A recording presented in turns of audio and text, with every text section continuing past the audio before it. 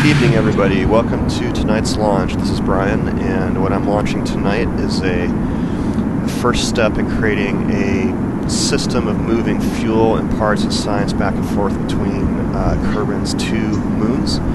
And it's the SUV ship, the Space Utility Vehicle.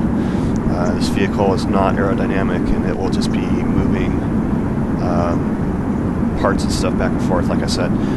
This is being launched on a 2.5 meter reusable rocket, so tonight's flight will look something like this. Going to get up to, I think an 80 or maybe 100 kilometer orbit if I remember correctly. I'm doing this in post. And while still suborbital, I will jettison the fairings, circularize with the whole vehicle here.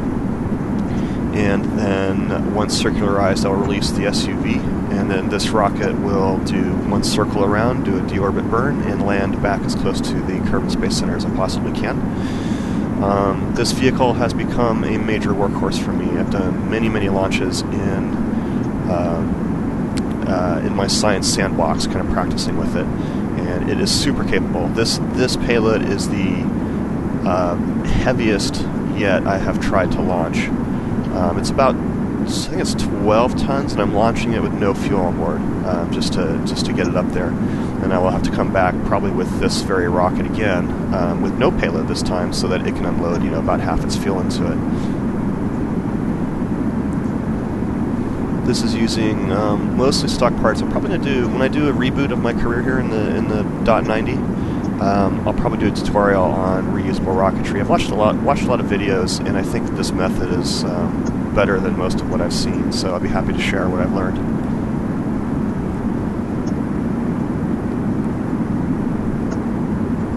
This is a mix of stock, KW, SpaceX, and procedural fairings parts.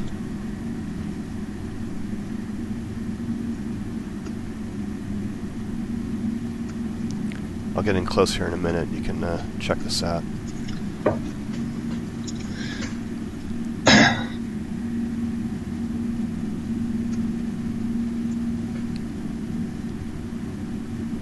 I love those landing gear.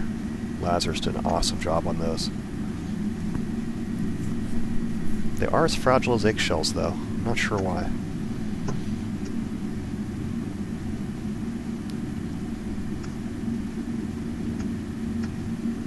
But oh yeah, I've got reel shoot too. With good tuning of reel shoots, you can make this thing land safely.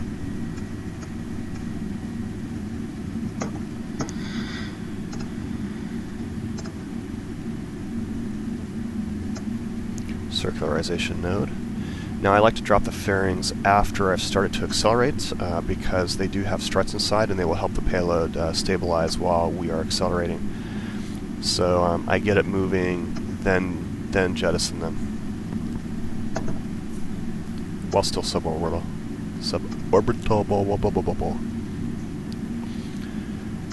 And this is kind of nice because this vehicle is not so susceptible to the bacon demons as the space plane.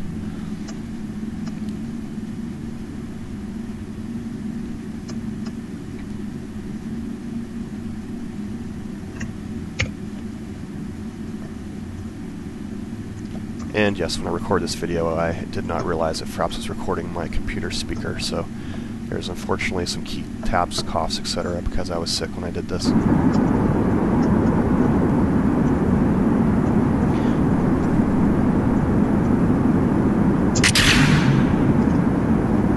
we go. Oh, it's still wobbling a little bit. You can see the whole rocket moving around. So that SUV is built mostly with LLL, lackluster lab parts. This is the first real usable ship I've built with that mod. Mostly I've kept it around for some cool parts, never knowing what I was going to do with it. And here it is. I was kind of determined this time to build something useful with it. You'll get to see it in a minute.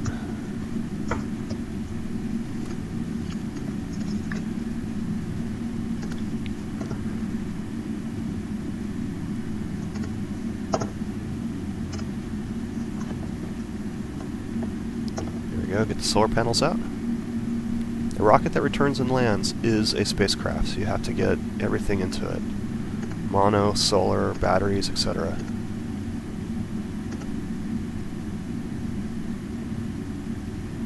And everything on that is useful. Those fins, for instance, are not just for looks. They actually have a purpose.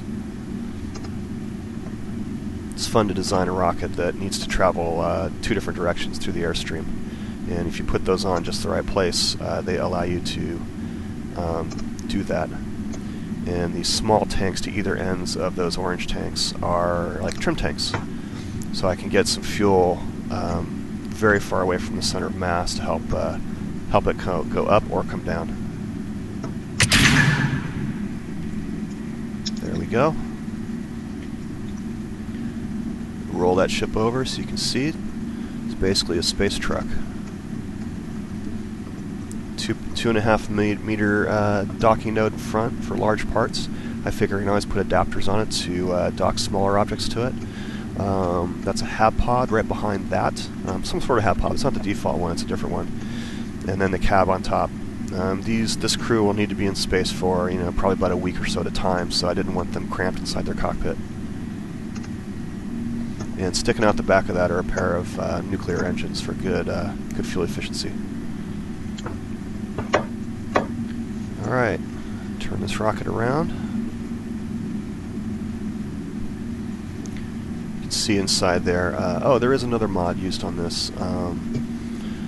Oh, what's it called? Tubes, I believe. Just allows you to stick stuff inside, which is very nice. I think right here I'm lowering my apoapsis down from, I think I came up at 70 and 85, and I'm lowering down so it's circular at 70, or as close to it as I can get.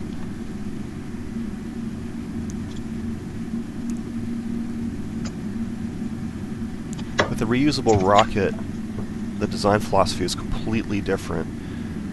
What I aim to do is build the most powerful core stage I possibly could, and then use it for just about everything. Yeah, you use some extra parts, you use some big parts, etc., but you know what, you're getting them well back, so it doesn't really matter.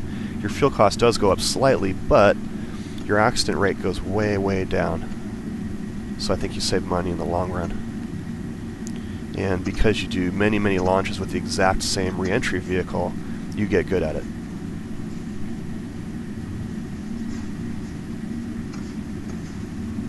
Even with that one re-entry vehicle, there are decisions to be made kind of on the fly, because you never have exactly the same mass when you're coming back, which has a big effect on where you're going to land. Now, even with the trajectories mod, I've found that the landing point will move some. So what I tend to do is I'll do my most fuel efficient retro burn pretty much on the backside of the planet from KSC, and I'll try and position that that landing marker from trajectories kind of near where the islands are, and you'll see it marching back towards the KSC as I get closer to it, and you're kind of stuck flying backwards. You can't use your main engine anymore at that point. So what I'll use is a little bit of mono, or I'll depress the top of the craft down, remember it's going backwards, so that it gets some lift and extends out the landing zone. Now, I'm not going to try to land right at KSC. I do not want to take out a building, and those landing zones are just way too small. If you're a little bit off, you might land on the side of the launch pad, for instance, and topple over. If you go too far, you might hit the ocean, and then you'll likely lose everything, or most of it. So for me, the primary landing zone is about 9 square kilometers, and it's from the western edge of the landing strip to that first line of hills to the west is my primary landing spot. Then I've also found I can land just to west of that line of hills too. There's some fairly flat territory there. It's not as good as the primary. I consider that my secondary landing zone.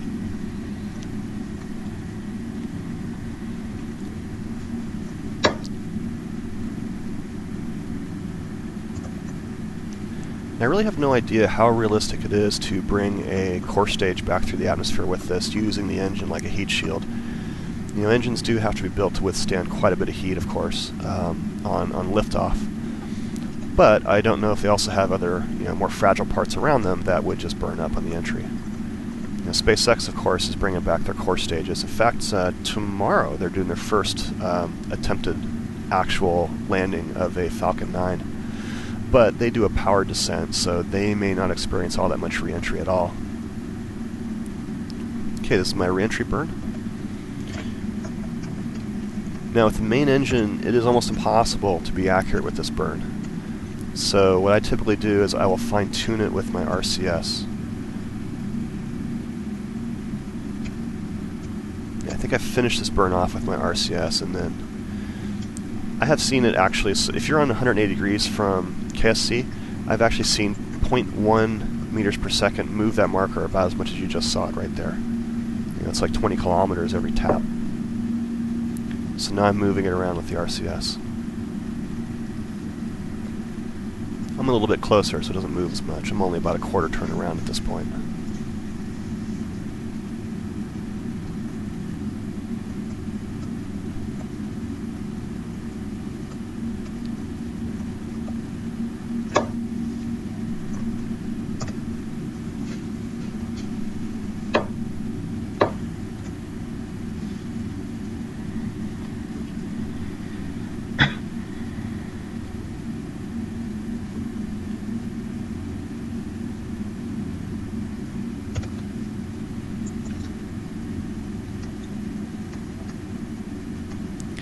Now you will see, I believe I do a reload in here. This is not because I made some mistake, but if you look at my altitude right now, my frame rate is getting really, really bad. So I actually reloaded to try and refresh the frame rate, which does indeed work.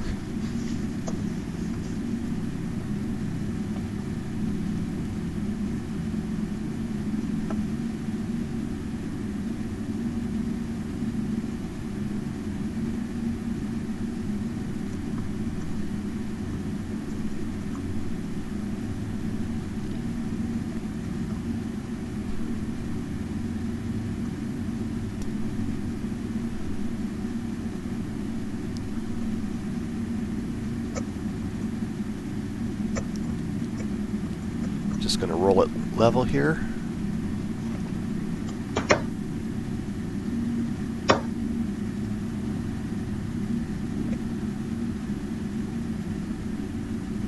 Yep, there goes the quick save.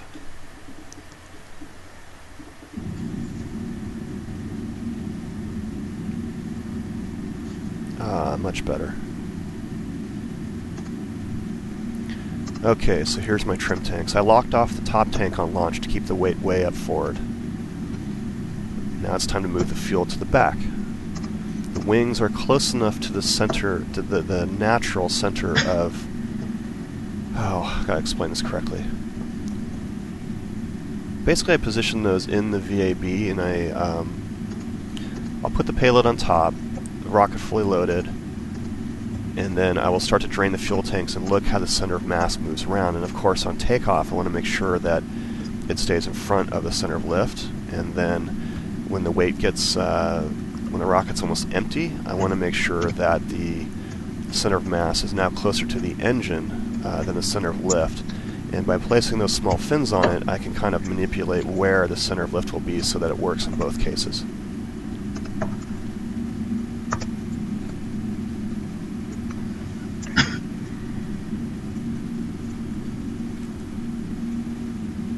Do a little more RCS here. Notice that the marker had moved somewhat, so I'm pushing it back out to sea.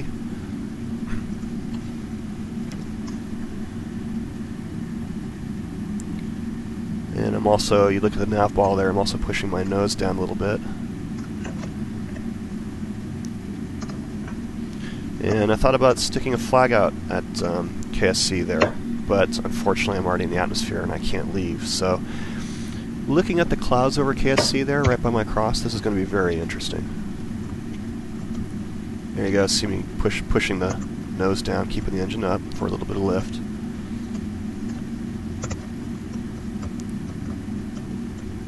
Just a little bit. You don't get much at this altitude. But lower down, the air's too thick and you just can't do it. It just wants to fly straight as an arrow.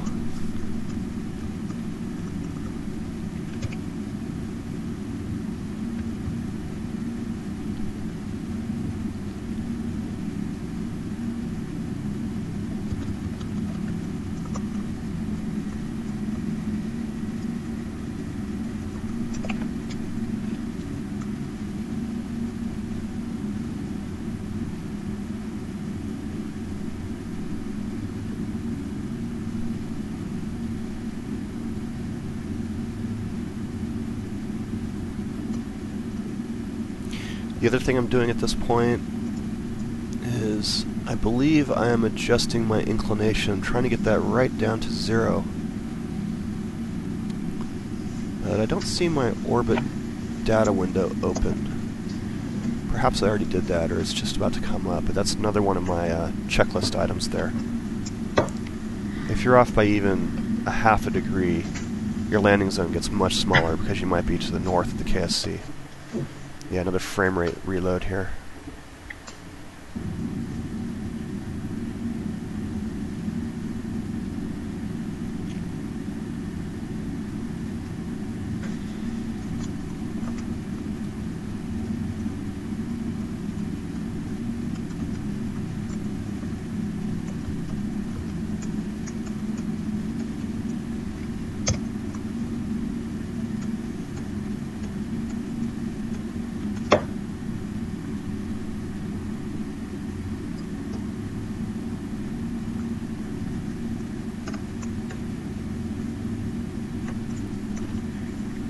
By the way, when I said the SpaceX landing gear were fragile as eggshells, I don't know if that's an actual bug or not. It seems like it, it feels like it, but because I've seen some weird things where you hit and they actually detach from the rocket and you actually end up sitting on your engine just fine. Like, that's how slow you hit.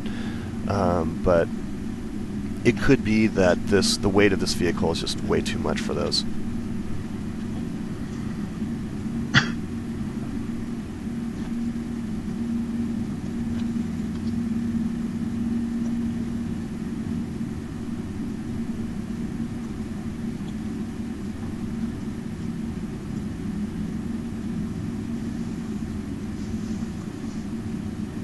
I'm really pushing the nose down there, trying to keep that landing estimation out to sea.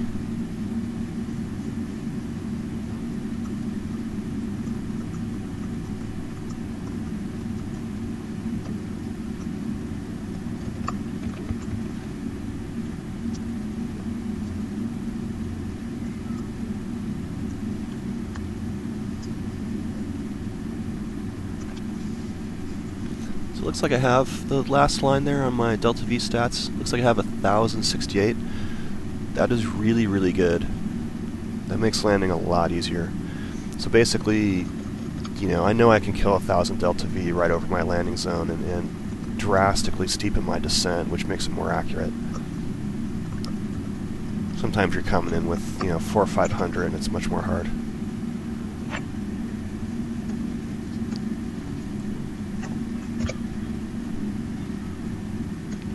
Tucked inside that open end are 2 monotanks, a pair of 400 size batteries, and mech jet.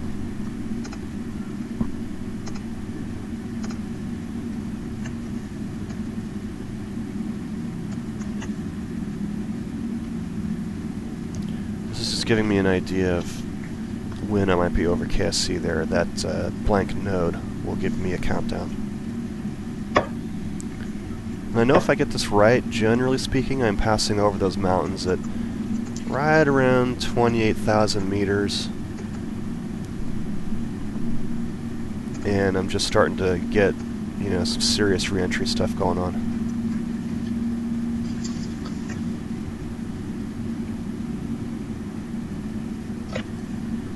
And at this point, I'm really wondering... I'm going to delete that node so I can get an accurate landing prediction again. I think my landing trajectory is way off, so I think I'm burning the main engine here to bring it closer.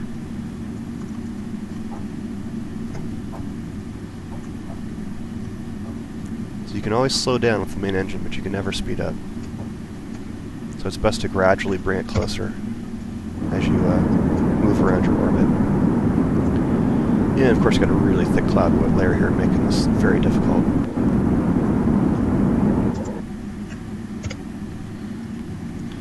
Alright, it's looking pretty good. I still can't see anything on my landing zone.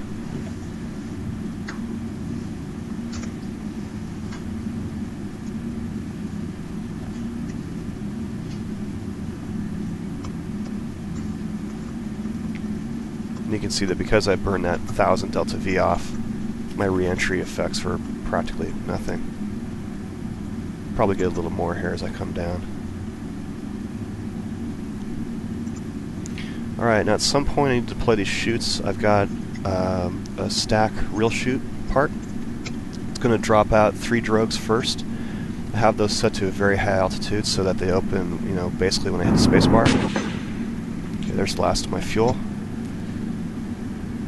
I really have no idea. I'm kind of thinking I'm going to land in the ocean at this point. It's time to deploy the chutes. Those will help slow me down. And then at somewhere, I think at 2000, those will drop off and my main chutes will deploy automatically.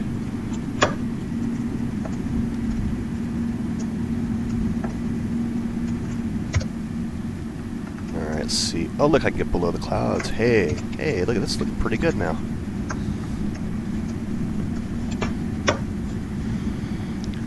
We'll see when I pop out where I'm at.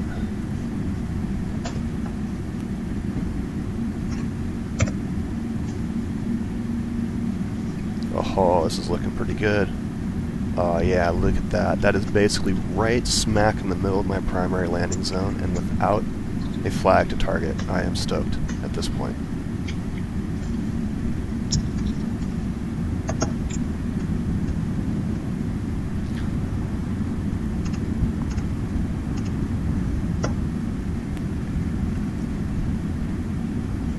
Deploying the landing gear. Okay, there go the main chutes. Now what's nice is with real chute, you basically tell it what you want your landing speed to be. If you're using stock chutes, what you can do is you can put on, you know, 3 or 4 parachutes, you launch your rocket with very little fuel in it, head it over your landing zone, empty your fuel out, deploy your chutes, see what landing speed you get. If you hit too hard, add a chute and try again. So you gradually increase your parts and slow down your actual touchdown speed.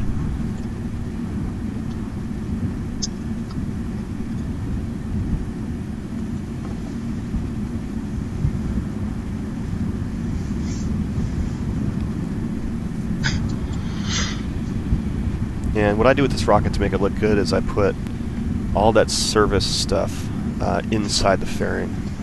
So basically you have the fuel tank, you have the real chute stack part, then you have your fairing base, and then everything else.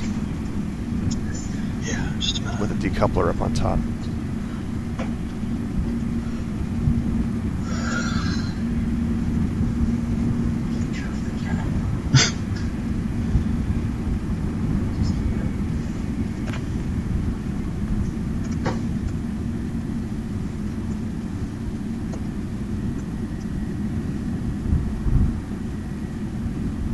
And touchdown.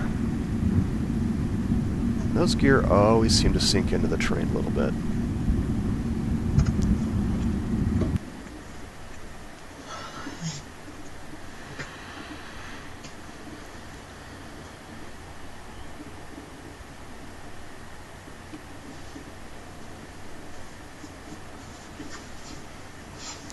Alright, so there we are.